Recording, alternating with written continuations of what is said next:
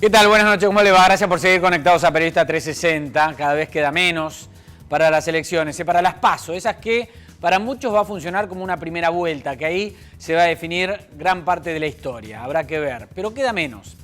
La oposición, ¿dónde está parada? La oposición, los que no votan a Scioli, los candidatos que van por los otros colores, no los de Scioli, ¿dónde están parados? ¿Se van a juntar, no se van a juntar después de las PASO? ¿Hay polarización, como dicen, entre Scioli y Macri? ¿O Massa empezó a levantar en los últimos tiempos? Vamos a hablar con los candidatos. Facundo Moyano está con nosotros para el primer bloque.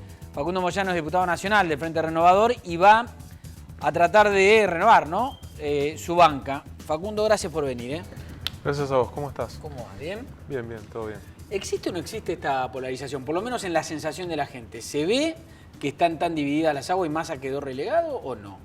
No, creo que es una cuestión más mediática que otra cosa. De hecho, las elecciones que se fueron suscitando en los distritos más importantes, de hecho los 3 distritos más importantes después de la provincia de Buenos Aires, Santa Fe, Córdoba y Capital Federal, mostraron que no hubo polarización. Por eso me parece que referirse y seguir insistiendo con una cosa que en los hechos no está dada es hasta irresponsable, te diría, por parte de los medios de comunicación y por parte de los dirigentes políticos, ¿no? A los que les sirve esa polarización. Por ejemplo, el Frente para la Victoria y el macrismo, ¿no? Todos apuntan a esa polarización, pero en Capital Federal no existió, en Córdoba no existió y en Santa Fe tampoco. Capital Federal, sí, la más polarización. o menos, Massa no tuvo candidato. No, está bien, bueno, pero esa es otra cosa, es un error político de Massa que lo reconoció, pero No, estamos hablando de la polarización gobierno Macri. La puedo interpretar entre el oficialismo y la oposición. La oposición, digamos, en definitiva, Lustó y Horacio Rodríguez Larreta estaban en el mismo espacio. Pero no hubo polarización. Sí, definieron entre ellos dos. A ver, en el mismo espacio. Yo no creo que... Ah, bueno, es semántico. La realidad, bueno, estamos de acuerdo. En Córdoba lo mismo, pero ¿no? En el resto de la provincia sí. ¿En Córdoba hubo polarización? No, digo que en el resto es como decís. No, por eso me parece que seguir insistiendo con una cosa, me parece que, a ver, falta muy poco, el 9 de agosto son las elecciones, creo que la gente es la que va a definir, la gente, la sociedad, el pueblo es el que va a definir qué candidatos siguen y si realmente hay polarización. ¿Qué percepción tuviste de los últimos días respecto de los 3, de Scioli, de Macri y de Massa? Bueno, me parece... Siempre los últimos 15 días son críticos, ¿no?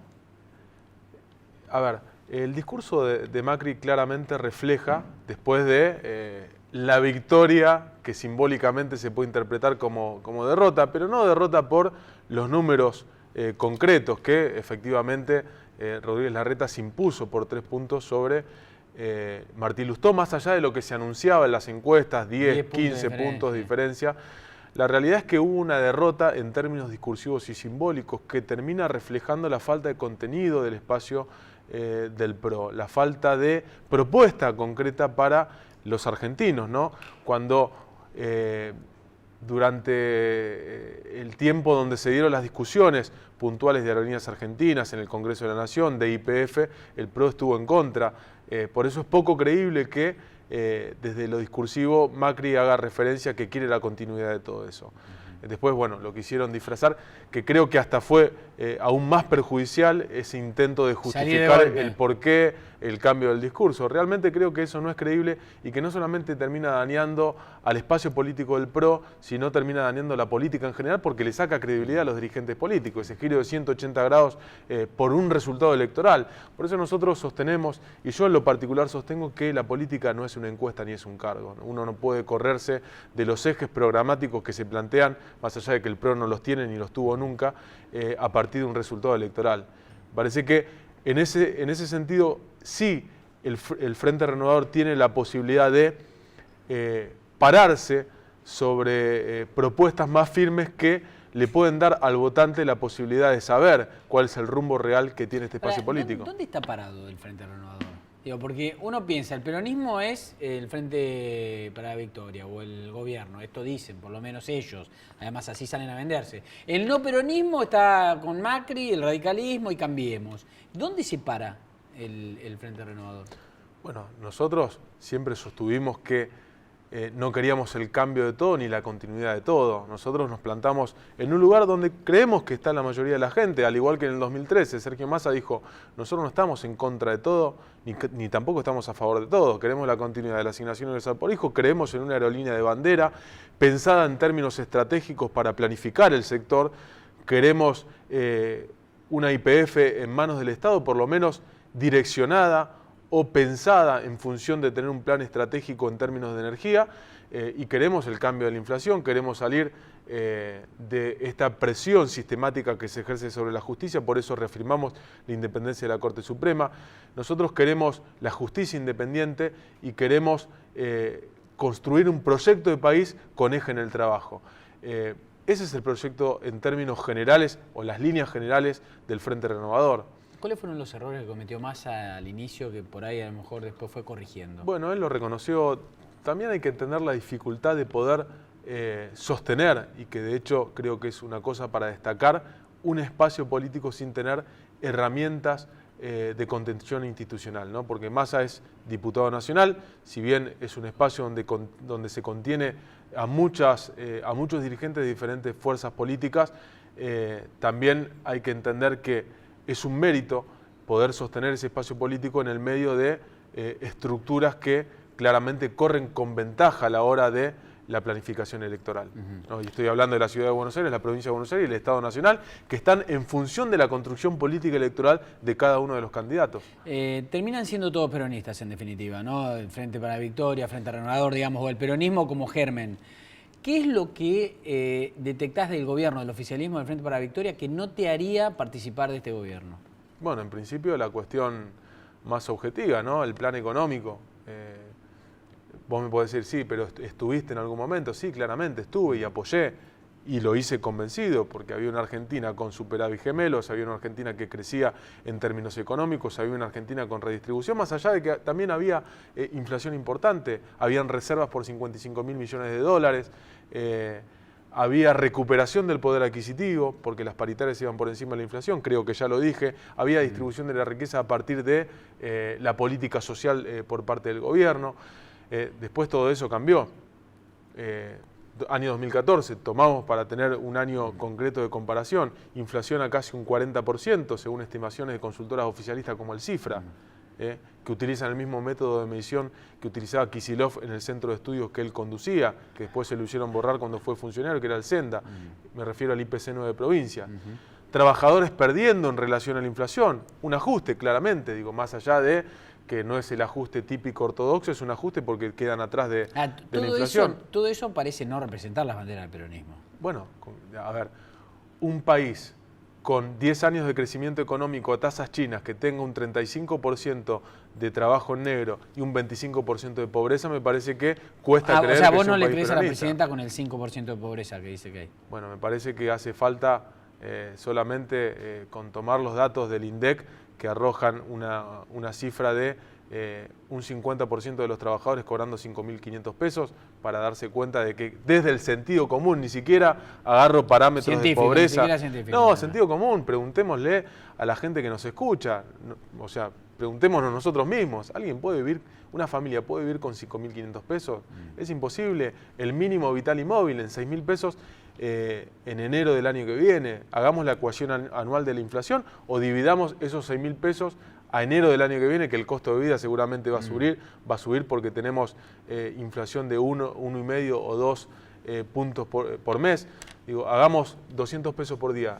¿Vive una familia con eso? Imposible, no, bueno, entonces imposible. Me parece que desde el sentido común eso se refuta. Facundo, ¿cuánto hace que entraste en la Cámara de Diputados? Desde el año 2011, con 26 años. ¿La Cámara de Diputados es lo que vos te imaginabas? No, y esperemos, y creo que va a ser así, a partir del año 2016 la composición nos lleve a tener un debate real que tiene que existir para ¿Qué te desilusionó institucionalmente de esta Cámara de Diputados? No, bueno, claramente durante estos años funcionó como una escribanía del Ejecutivo Nacional. De hecho, la mayoría de los proyectos se aprueban por decisión del Ejecutivo, con diputados que levantan la mano sin ningún tipo de cuestionamiento más allá del contenido de los proyectos. Se puede llegar a votar desde la expropiación del 51% de las acciones de YPF a una ley de ART que reafirma el contenido menemista de la mercantilización de la salud de los trabajadores, una ley antiterrorista o la reforma de la justicia. Todo se vota de la misma manera, como si tuviera todo que ver con todo. Me parece que ese ¿Qué proyectos presentaste importantes? Proyectos importantes, los referidos a reformas tributarias, algunos que plantean la modificación integral de la cuarta categoría de ganancias, sobre la tercerización laboral. ¿Avanzó alguno o todo este mecanismo hizo que se trabaran? Lo máximo que se pudo avanzar es que salió de comisión, tienen estado parlamentario, por ejemplo el de tercerización, pero que después no llegan al recinto. O sea, es lo mismo que nada, sale de comisión. Al año pierde estado parlamentario. Pierde estado parlamentario y después tenemos que volver a presentarlo y pasa todo lo mismo. El de democracia sindical, que bueno, la comisión de trabajo no lo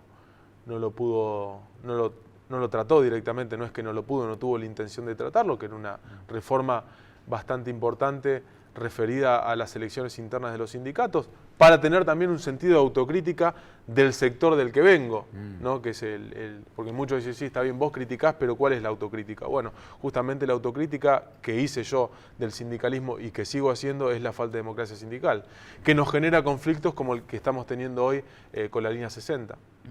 Sí, algunos líderes sindicales históricos no van a estar contentos con todo lo que estás diciendo. Es que ninguno va a estar contento, pero justamente me parece que eso se trata, ser joven, tener un poco de rebeldía, si querés, queda mal que... ¿Hugo qué dice el tema?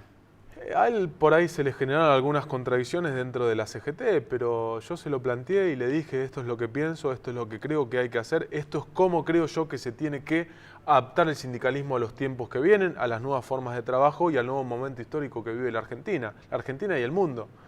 No, tiene que ver con innovar. Me parece que inclusive democratizar las organizaciones sindicales tiene que ver con fortalecer el modelo sindical argentino. ¿Tomaste modelos de algún lado para armar el proyecto? Sí, algunas cuestiones. A ver, nuestro modelo sindical yo creo que es bueno. Este tema de que despectivamente se habla del unicato sindical. Es un modelo de unidad sindical promocionada que le da facultades al que tiene la mayor representatividad, al que tiene personería gremial. Ahora yo creo que el gran defecto de las organizaciones sindicales y del modelo sindical en general es la falta de democracia sindical. Eso hay que regularlo. ¿Para qué? Para que los trabajadores tengan más participación y para que los dirigentes sindicales no se queden a vivir en las organizaciones sindicales. Esto es lo que creo yo. ¿Eso reduciría el nivel de conflicto? Sí, totalmente, totalmente. Porque muchos de los conflictos están originados precisamente a raíz de esto. La proliferación sindical es producto de la falta de democracia sindical. Cuando un trabajador no puede disputar la elección en su gremio, va y se arma otro gremio. Entonces se van armando ramificaciones por todos lados y realmente eso termina debilitando a los trabajadores frente al empresario y al poder de negociación colectiva que tienen que tener las organizaciones sindicales. ¿A Sergio Massa lo ves con garra de presidente? Sí, totalmente, totalmente. Es el mejor candidato. Es el mejor candidato y sería el mejor presidente, sin duda. Es el que tiene la firmeza, la decisión política, la capacidad... No esperaba que me digas otra cosa, igualmente. No, pero a ver, te lo digo, ha demostrado en cada lugar donde estuvo capacidad de gestión. Qué sé yo, a mí me gustaría comparar, los logros que tuvo Sergio Massa en el ANSES. Desde concebir hasta ejecutar medidas tales como la incorporación de un montón de pasivos al mercado de consumo, si querés, ¿no? Con las moratorias jubilatorias, que fue una de las medidas más importantes del ANSES, que la fortaleció de una manera extraordinaria. Como gestión en el municipio de Tigre, siendo el intendente más votado, como jefe de gabinete inclusive, más allá de que después se fue mal con el gobierno. Ahora, si yo miro la provincia de Buenos Aires en términos de salud, en términos de educación, en términos de infraestructura de rutas, digo que tenemos lamentables récords de accidentes de tránsito en las rutas argentinas por falta de inversión en infraestructura de rutas. Tenemos que dejar el tiempo para el resto de los invitados. Facundo Moyano, gracias por venir. Muchas gracias a vos. Suerte en las elecciones. Muchas gracias. Después de la pausa nos vamos a encontrar con dos candidatos del PRO y le vamos a preguntar algunas de las cosas que surgieron acá.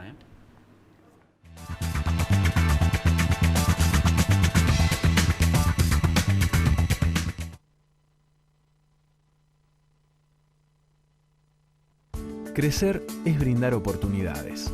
Crecer es motivar el desarrollo de la gente. Crecer es promover la cultura y el deporte. Queremos seguir creciendo junto a vos. Banco Ciudad te quiere ver crecer. 0822 20400, bancociudad.com.ar. ¿Auspicia este programa? Claro, es simple, es claro. Silfa, laboratorios farmacéuticos, auténticamente argentinos.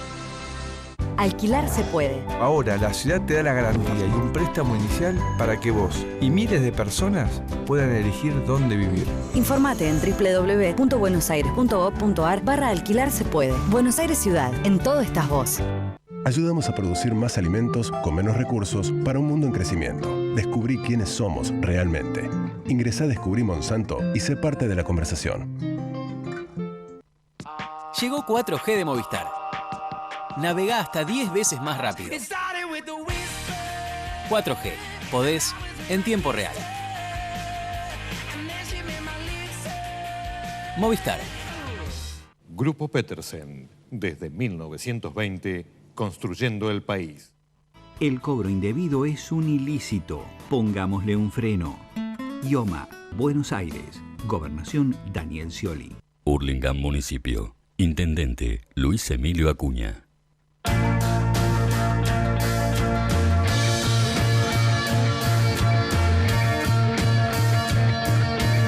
Es bueno tenerte. Invierta en el Parque Industrial Brown. 245 empresas instaladas y más de 28.000 puestos de trabajo. Se convirtió en el parque industrial más pujante del país. Parque Industrial Brown, un líder para la Argentina del futuro. Gobierno Municipal de Almirante Brown.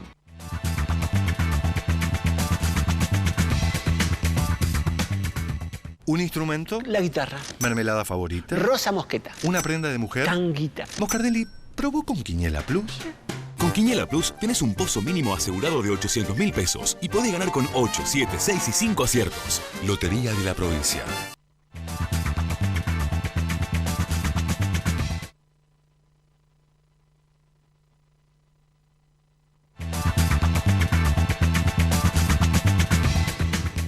Bueno, estamos con los dos candidatos del PRO, candidatos a intendentes en la provincia de Buenos Aires, la provincia más difícil, la que define, ¿no? Alex Campbell es candidato en San Fernando, gracias por venir. Muchas gracias por la invitación. Y Ramiro Tagliaferro es en Morón, candidato a intendente, los dos por el PRO.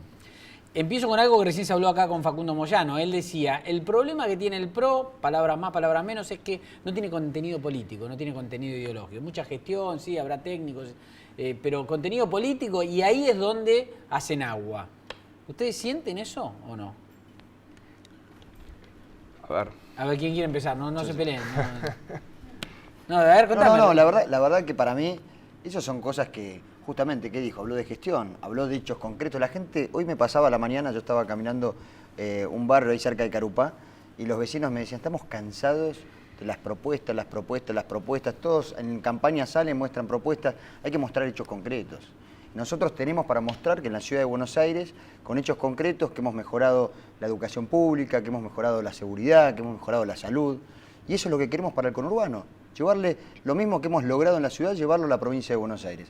Y en San Fernando, en el caso mío como concejal, y Ramiro también como concejal en Morón, hemos logrado poder llevarle soluciones concretas a los vecinos. El año pasado yo fui el concejal que más proyectos presenté en San Fernando, y todos esos proyectos con firmas de vecinos, llevando una solución concreta. Dejémonos de hablar de política y hagamos gestión, resolvamos los problemas de la gente, que eso es lo que me parece que hoy es la nueva forma de hacer política y es lo que hablamos del cambio que nosotros hablamos. La continuidad es seguir hablando de política, una política de poca transparencia, no fortalecer la democracia, como es la boleta hoy de 7 cuerpos, que más que una boleta sábana parece una frazada de lo largo que es. En cambio, el cambio es el voto electrónico, la boleta única electrónica como en la ciudad de Buenos Aires, donde hay un doble control, tenemos los resultados a las 8 de la noche. Ramiro, ¿vos lo sentís eso? ¿Falta de contenido político e ideológico? No, a ver, Fernando, la pregunta que yo hago es lo siguiente. En Morón, que es la ciudad donde yo vivo, hacer cola de las 3 de la mañana hasta las 8 de la mañana para tener un turno para dentro de 15 días. Que el 45% de mis vecinos no tenga cloacas. Que te roben en la parada de colectivo cuando estás esperando para ir a trabajar. Tener 8.000 familias afectadas por las inundaciones en el siglo XXI. ¿Cuál es el contenido político? A ver, resolver el problema de pobreza en la Argentina, ¿es de izquierda o de derecha?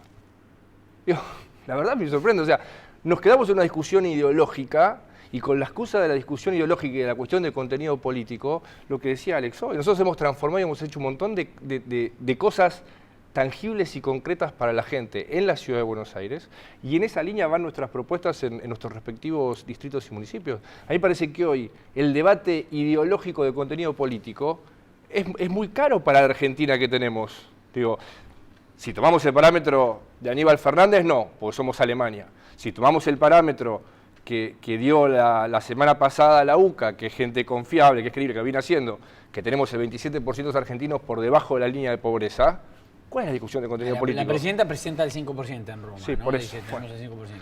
Entonces, ¿ese es el contenido político? Si es el contenido político, ahí me encanta no tener contenido político. Entonces, ¿yo qué le digo a mis vecinos? Bárbaro, ese es el contenido político. Digo, yo estoy trabajando para que no vayan más a la madrugada a hacer colas para ir a los hospitales, para que todos tengamos las mismas cloacas que esta gestión prometió hace 15 años y de la cual hizo nada más que 5 puntos de cobertura, para tener un municipio que deje de invertir el 3% en seguridad, que es el problema del 90% de sus vecinos. Yo primero voy a hacer eso, después sigamos discutiendo contenido político, pero de vuelta, si el contenido político es lo que dice la presidenta de los foros internacionales... En Morón, concretamente, ¿cuáles son las falencias que quedan después de tanta gestión del sabatelismo? Esto, yo creo que en este orden, seguridad es lo número uno. La gente, los vecinos en todos lados, en todos los frentes, vos sabés que hacemos mucho, Alex también lo hace, el trabajo de timbrear y hablar cara a cara con el vecino.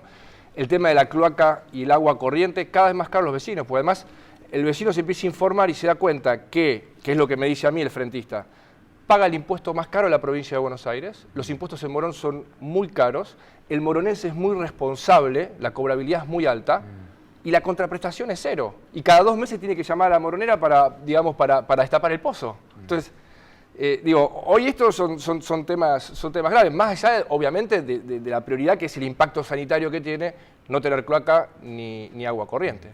Axel, ¿en San Fernando? En San Fernando es muy similar el problema de la salud. La verdad que en San Fernando, si las madres me plantean, después de las 5 de la tarde, ¿dónde llevamos nuestros chicos si se enferman? Si vuelven de la escuela con fiebre, ¿a dónde los llevamos? Los centros de salud, todos en San Fernando, cierran a las 5 de la tarde. El hospital está colapsado. ¿Cómo cierran a las 5 de la tarde? Cierran a las 5 de la tarde, cierran los centros de salud en San Fernando. ¿Te pasa algo a las 6 y qué haces? Y bueno, por eso hay que enfermarse antes de las 5 de la tarde. Después de eso se tienen que ir al hospital, al Cordero, que es el hospital provincial, que está totalmente colapsado, y si estás 3 horas en la guardia esperando, 4, si es que te atienden, y eso es lo que pasa en la provincia de Buenos Aires y lo que pasa en San Fernando. Los robos son de todos los días. Hoy un señor jubilado de 75 años me dice, Campbell, hace 3 semanas entraron a mi casa a las 8:30 de la mañana y me robaron todo. Llorando casi el señor. Y esas son las cosas que queremos terminar en la provincia de Buenos Aires y en San Fernando. Y San Fernando fue gobernado por la misma gente. Igual ahí da la sensación que la solución no es de uno, ¿no? No es de San uno. Fernando, no se pongan de acuerdo y se pongan las pilas entre todos. Esto es algo integral y por eso estamos trabajando para que María Eugenia Vidal sea gobernadora. En San Fernando hace 42 años que gobiernan los mismos dirigentes, si no es Amiero, es Andriotti, y se van pasando entre ellos hace 40 años. Y creo que hoy, por suerte, por primera vez, hay una alternativa en el gobierno de San Fernando, que es nuestro espacio político, que nos hemos hecho un acuerdo con la coalición cívica, con el radicalismo, y estamos todos trabajando juntos para una nueva forma de hacer política, y justamente para resolver los problemas de inundaciones, como comentaba Ramiro recién. Cada vez que llueve, muchos vecinos nos dicen, no sé si vuelvo a casa y perdí todas mis cosas.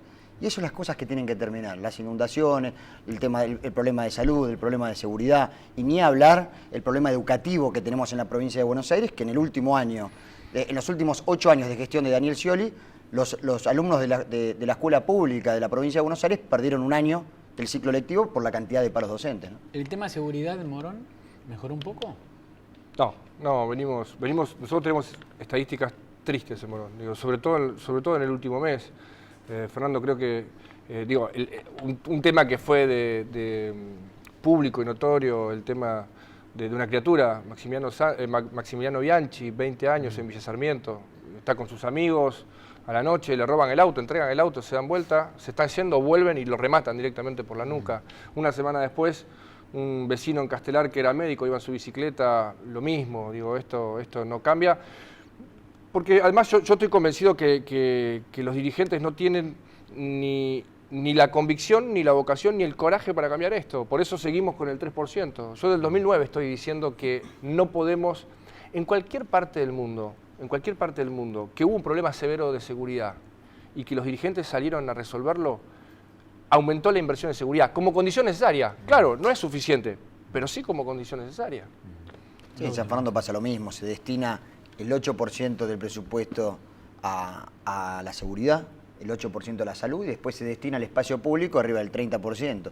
Y esas son las cosas, esa es la parte cosmética. Por eso realmente creemos que justamente, primero hay que escuchar a los vecinos. Y eso es lo que nosotros hacemos mucho, es de recorrer, escuchar las problemáticas y de acuerdo a las problemáticas armar el presupuesto y poniendo en el presupuesto las prioridades que son de los vecinos, que le resuelvan los problemas de inundaciones, los problemas de salud, los problemas de vivienda. Hay problemas graves de vivienda y de contaminación en San Fernando, ¿no? Se nos terminó el tiempo.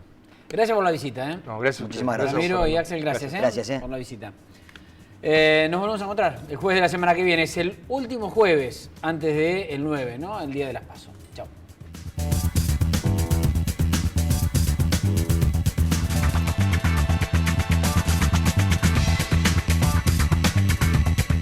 Fue una producción de 4D, la cuarta dimensión de los medios.